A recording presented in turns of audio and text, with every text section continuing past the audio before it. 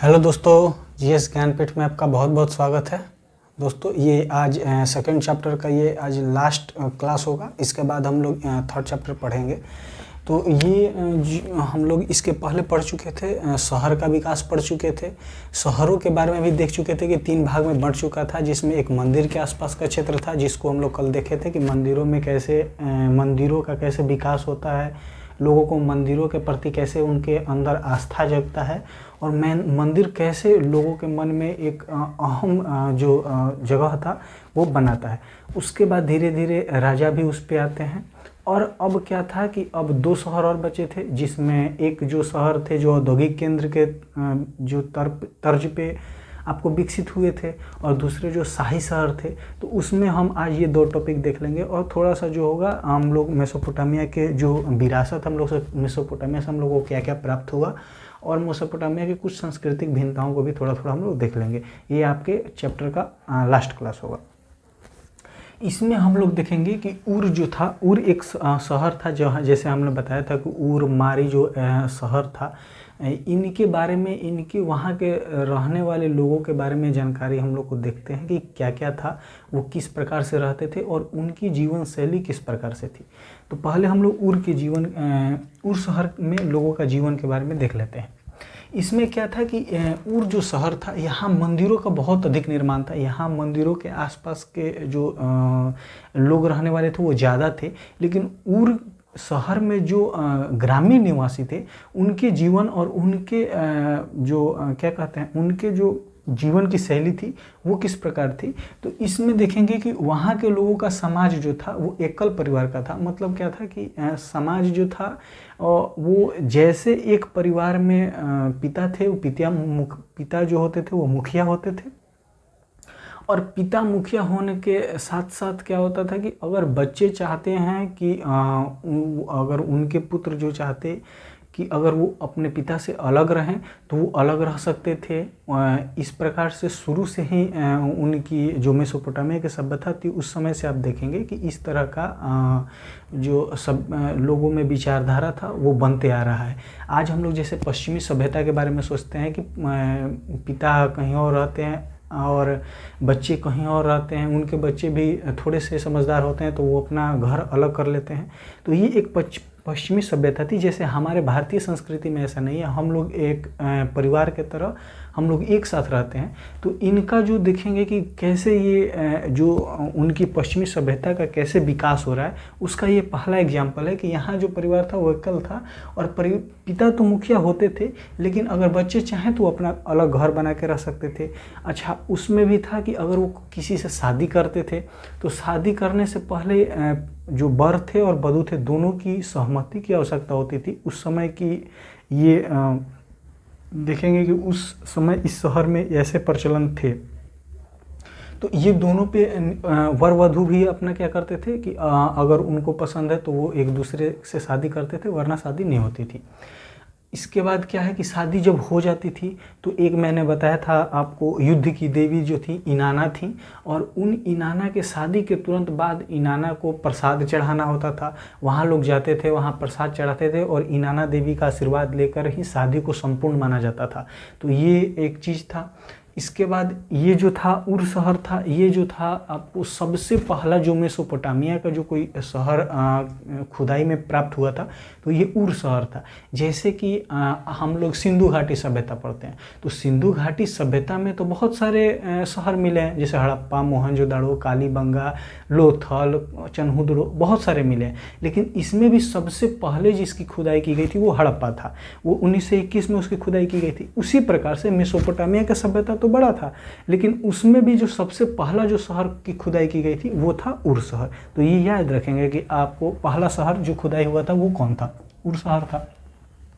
यहाँ मैंने आपको बताया था कि मेसोपोटामिया में कोई भी जैसे हम लोग पढ़ेंगे हड़प्पा में कि सब कुछ एक व्यवस्थित तरीका से था। रोड भी था, नाली भी था, लोगों का रहन सहन सब एक आप देखेंगे तो हड़प्पा में सब कुछ व्यवस्थित ढंग से था, लेकिन यहाँ नहीं था। यहाँ सब कुछ का अभाव था, रोड नाली सब टेढ़ी मड़ी थी, जिसको जैसे मन करता था वैसे निकलता था। किसी प्रकार से कोई नियोजित तरीका से किसी चीज़ को नहीं बनाया गया था। इसमें नाली का सड़क और नाली का अभाव था, जैसे मन करता था वैसे लोग घर बना लेते थे। और यहाँ नालियाँ जो थी, मतलब एक जो निकास द्वार का केवल एक निकासी का काम किया जाता था। वो मैंने आपको कल थोड़ा सा समझाया था कि घर का जो भी आंगन होता था, जैसे मंदिर प्रांगण में भी मैंने बताया था, तो घर के आंगन से एक छोटा सा नाली निकाल के केवल घर से बाहर पानी निकालने के लिए इसको क्या किया जाता था, यहाँ से एक छोटा सा नाला निकाला जाता था। बाकी कोई एक ऐसा नहीं था कि हाँ ये नाले का पानी कहीं जाके किसी अलग जहाँ गंदगी बाहर रखना है, शहर से बाहर निकालना है, उस प्रकार से कोई व्यवस्था नहीं था। नगर नियोजन की अनुपस्थिति थी, कोई नगर नियोजित तरीका से नहीं बसाया गया था। जिसको जैसे घर मन किया वैसे बना लिया, सड़क जिसको जहाँ मन किया, जिसको नाला बाहर निकालना है वो वहाँ निकाल लेता था। तो कोई नियोजित तरीका से इस शहर का निर्माण नहीं किया गया था। प्रकाश जो था वो खिड़कियों से नहीं बल्कि दरवाजे के आंगन में खुलने वाले कमरे से आया था। मतलब कि ये जो अगर आंगन था और इसके आसपास जो क्या है कि आपको उसके बगल में जो घर का निर्माण किया गया था, तो यहाँ से जो इस आंगन से जिसका दरवाज़ा खुलता था, मतलब प्रकाश जो था आंगन में आता था और वहाँ से प्रकाश जो किसी कमरे में पहुँचता था। कोई खिड़की वगैरह का कोई व्यवस्था उस समय आपको देखने को नहीं मिलेगा। तो इस तरह से इनका थोड़ा सा इनके जीवन शैली के बारे में हम लोग थोड़ा देख लिए। इनमें क्या था, उस समय भी अंधविश्वास का दौर चलता था। और उस समय ये मानना था कि जिनके घर की दहलीज ऊंची होगी उनकी घर में धन की कमी नहीं होगी। जैसे कि मैंने आपको बताया कि एक शाही शहर का निर्माण किया गया था। अच्छा, शाही शहर का निर्माण जो होता था वो धनवान व्यक्ति के लिए किया जाता था, जो बहुत पैसे वाले थे, राजा थे, मंत्री थे, उन लोगों के लिए वहाँ उस शहर का जो निर्माण होता था उसको शाही शहर कहते थे। अच्छा, शाही शहर हमेशा जो था ना वो आपको जो ग्रामीण थे उनसे ऊंचे जगह पे बनाया जाता था। तो लोगों का ये अंधविश्वास कैसे उपज गया, तो ये उनको लगता था कि राजा महाराजा या जो आपको मंत्री हैं वो किसी ऊंचे स्थान पे रहते हैं, तो ये भी अपने घर में कहते थे, यानी आसपास गांव में लोगों से कहते थे कि जिनके घर की दहलीज ऊंची होगी वो क्या होगा, उनके धन की कमी नहीं होगी। तो ऐसा करके वो एक प्रकार से अंधविश्वास चलाया था। ऐसा कुछ तो होता नहीं था, लेकिन ये लोगों की मान्यता थी। घर के सामने दूसरा दरवाज़ा नहीं खुला होना चाहिए, ये भी उनका मानना था कि एक दरवाज़ा हो और सामने किसी का दरवाज़ा नहीं खुलना होना चाहिए, उसका दरवाज़ा कहीं और से खुला होना चाहिए, नहीं तो क्या होगा, विनाश हो जाएगा। इस प्रकार से मान्यता थी। पत्नी को पति के जो विनाश का कारण माना जाता था। उस समय भी स्त्रियों का जो था वो स्थिति जो था वो दयनीय था। मतलब उस समय मेसोपोटामिया की सभ्यता में भी इतना भी थोड़ा सा आप देखेंगे कि थोड़ा सा जैसे छूट मिला है कि वधू को स्त्रियों को अपने वर चुनने का अधिकार है। अगर वो ना कहती है तो वहाँ पे शादी नहीं होता था, लेकिन फिर भी कहीं ना कहीं स्त्रियों का जो था वो आपको देखेंगे कि उनका भी जो समाज में स्थिति था वो बहुत अच्छा नहीं था। तो इनको क्या माना जाता था, इनको पति का विनाश का कारण माना जाता था। तो ये 2-3 जो है अंधविश्वास है, ये उर शहर के जनता के द्वारा ऐसे माना जाता था। अब हम लोग मारी शहर का जैसे देख लेते हैं। जैसे उर शहर के बारे में देखें तो उर शहर क्या था, उर शहर आपको एक मंदिरों के लिए प्रख्यात शहर था। यहाँ अच्छे अच्छे मंदिरों का देखेंगे कि निर्माण हुआ है। वैसे ही मारी शहर जो था, ये मारी शहर का क्या था कि ये मारी शहर आपको औद्योगिक केंद्र के रूप में बहुत विकसित था। और यहाँ इस शहर का निर्माण उद्योग के बढ़ने से ही इस शहर का निर्माण हो जाता है। यहाँ पे धीरे धीरे आप देखेंगे कि यहाँ व्यापार के लिए ये प्रसिद्ध था। और 2000 ईस्वी के बाद मारी शहर का विकास जो होता है वो शाही शहर के रूप में हो जाता है, क्योंकि मारी शहर में व्यापार इतना अधिक हो जाता है, यहाँ पैसों का आगमन इतना हो जाता है कि यहाँ बड़े बड़े लोग यहीं पे रहना पसंद करते हैं। और यहाँ रहने के कारण इसको शाही शहर भी बोला जाने लगता है, क्योंकि यहाँ बड़े पैसे वाले लोगों का, जो भी उस समय समाज में पैसा रखते थे या धनवान थे, वो इस शहर में रहना ज़्यादा पसंद करते थे। ये मारी शहर जो है, हम लोग जैसे पता है कि हम लोग को यूफ्रेट्स और टिग्रिस नदियों के मध्य क्या बसा था, आपको मेसोपोटामिया बसा था। और उसी यूफ्रेट्स नदी के किनारे जो मिला है वो मिला है हमारा कौन, मारी शहर। तो ये याद रखेंगे कि यूफ्रेट्स के किनारे जो था मारी शहर था, और ये आपको एक औद्योगिक केंद्र या क्या कह सकते हैं, व्यापार के लिए प्रसिद्ध। इनमें देखेंगे कि यहाँ पे क्या था, कृषि और पशुपालन भी किया जाता था।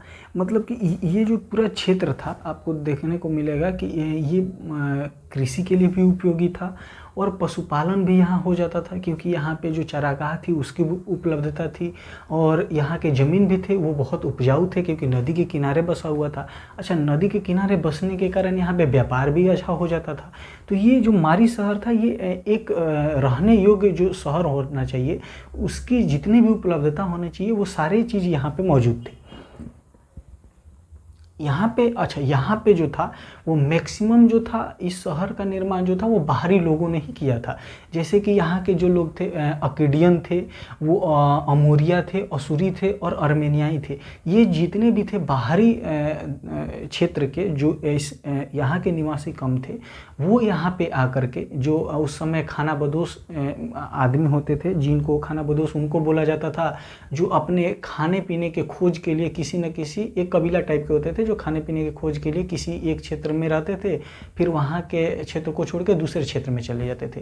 तो उस प्रकार से लोगों का यहाँ पे आगमन होता है, और यहाँ के लोग आते हैं और यहीं पे क्या करते हैं, फिर खेती करते हैं, पशुपालन करते हैं। यहाँ पे जिनको जड़ी बूटी निकालना होता है वो जड़ी बूटियों का भी निर्माण करने लगते हैं। कुछ लोग वहीं पे जब राजा के सैनिक जो भर्ती होती थी उसमें भी अपना क्या होता है, उनमें भी योगदान देते हैं।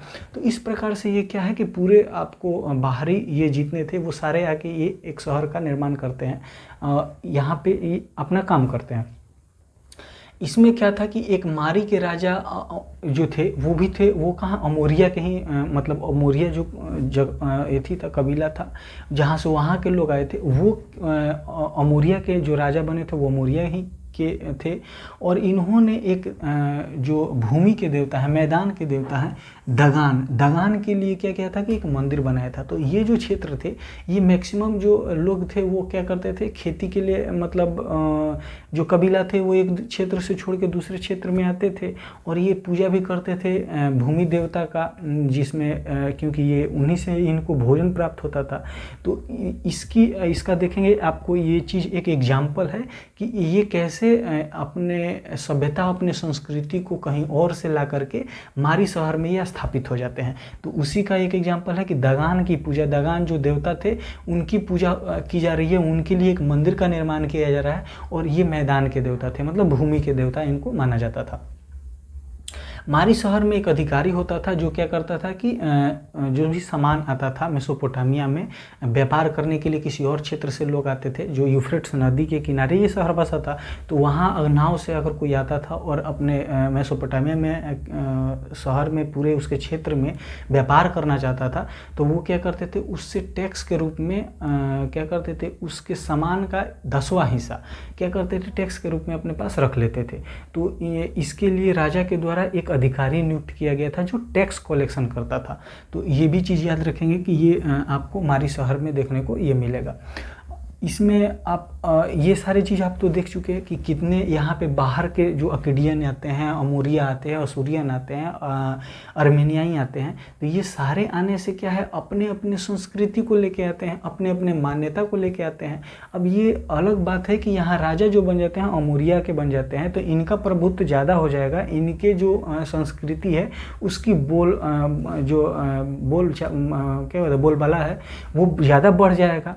लेकिन फिर भी जो जिस क्षेत्र में ये सारे रह रहे होंगे वो अपने संस्कृति को लेकर आए होंगे, लेकिन फिर भी ये कहा रहे हैं मारी के लोग। तो यहाँ एक चीज़ आप देखने को मिल जाएगा कि यहाँ पे सांस्कृतिक भिन्नता बहुत थी। मेसोपोटामिया में ऐसा नहीं था कि एक ही संस्कृति को मानने वाले लोग रहते थे। तो इस चीज़ का भी हम लोग देख लेते हैं कि मेसोपोटामिया की संस्कृति कैसी थी।